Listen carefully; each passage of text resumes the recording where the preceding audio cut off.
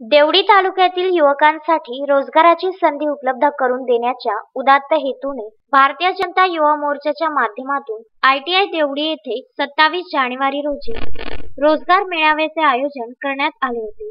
या मेळाव्यात एकूण 400 युवकांनी आपली उपस्थिती लावली असून security skill council of India आणि SIS इंडिया लिमिटेड या कंपनीने यातील 89 युवकांची निवड केली आहे। या सर्व युवकांचे हैदराबाद येथे प्रशिक्षण होणार असून त्यांना रोजगार उपलब्ध होणार आहे। भारतीय जनता युवा मोर्चाचे अध्यक्ष वरुण पाठक यांनी रोजगार मेळाव्यात आलेल्या युवकांना मार्गदर्शन केले। यावेळी युवा मोर्चाचे पदाधिकारी मोठ्या संख्येने उपस्थित होते।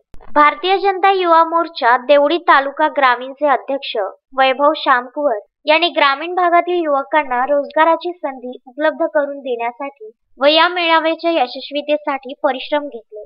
यावेळी खासदार रामदास तडस यांनी सुद्धा या मेळाव्याला उपस्थिती दर्शविली। युवा मोर्चाचे संघटन महामंत्री गौरव गावंडे यांच्यासह अनेक भाजपा पदाधिकाऱ्यांची उपस्थिती होती। अश्विन शहा, विदर्भ न्यूज, पुलगाव।